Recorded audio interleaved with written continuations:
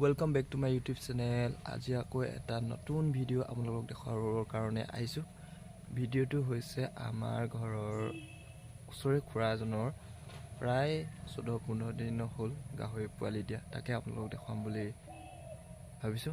আৰু এই ঘৰটো দেখিছেনে? এই ঘৰটো ময়ো গাহৰি পোৱালি আনিম বুলি ভাবি থৈছো। এতিয়ালৈকে কমপ্লিট হোৱা নাই আৰু প্ৰায় 15 দিন মান লাগিব কমপ্লিট কৰিবলৈ। বৰ্তমান পাছফালে দেখিছেনে? এইটো শিলগুটি পেলাই থোৱা আছে ঢালাই দিবলৈ আৰু ইটা গাঁঠিবলৈ আছে। বৰ্তমান 3টা ৰুম বনাই থোৱা আছে। হ'বগৈ আৰু লাহে লাহে। বলকচোন আমি যাওঁ, গৈ থাকোঁ খুৰাহঁতৰ গাহৰিজনী চাওঁগৈ, কিমাননো পোৱালি দিছে আৰু কিনো কৰি আছে। আহি খুৰা ঘৰ পাই গ'লোহি। যিহেতু বাইক চলাই আহিছিলোঁ সেইকাৰণে আপোনালোকক আহি থাকোঁতে দেখাব নোৱাৰিলোঁ। যাওঁ বলকচোন আমি তেওঁলোকৰ ঘৰ গাহৰিখিনি চাওঁগৈ। ওচৰতে খুৰি আছে, এইফালে দেখিছেনে? এই দূৰত ৰৈ আছে। আমি এতিয়া গাহৰি চামগৈ বলক।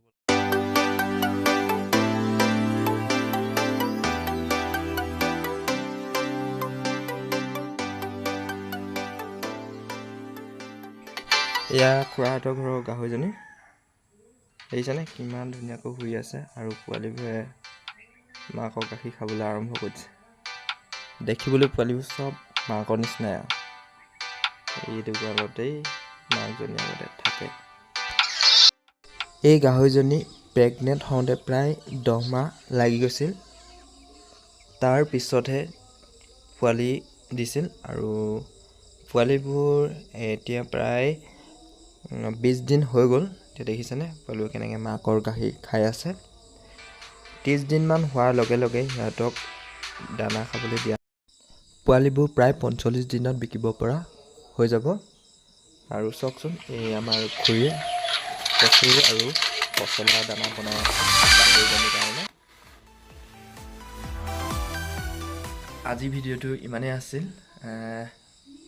যদি আপোনালোকে ভাবিছে ঘৰতে গাহৰি এজনী ক্ৰয় কৰি আনি পোৱালি দিয়াম বুলি ভাবিছে, তেতিয়াহ'লে ৰৈ নাথাকি পোৱালি গাহৰি এজনী ক্ৰয় কৰি আনক। আৰু ভাল জাতৰ আনিব, যেনেকৈ য়ৰ্কশ্বায়াৰ আৰু কিছুমান বিলাতী জাতৰ, নহ'লেও আপুনি দেশী গাহৰিও পাব। সেনেকুৱাও আনিব পাৰে দেশী গাহৰি। আৰু সিহঁতৰ সময় লাগে, 7 মাহমান লাগি যায় প্ৰেগনেণ্ট হওঁতে। আৰু আমাৰ এই খুৰাহঁতৰ গাহৰিজনী প্ৰায় 10 মাহ লাগিছিলে প্ৰেগনেণ্ট হওঁতে। তাৰপিছতহে পোৱালি জন্ম দিছে। এতিয়া দেখিছেই নহয় আপোনালোকে, পোৱালিবোৰ বহুত ডাঙৰ ডাঙৰ, দেখিবলৈ মৰম লগা হয়। আপোনালোকেও ৰৈ নাথাকি এজনী গাহৰি ক্ৰয় কৰি আনক আৰু পোৱালি দিয়ক। ধন্যবাদ। জয় আহোম।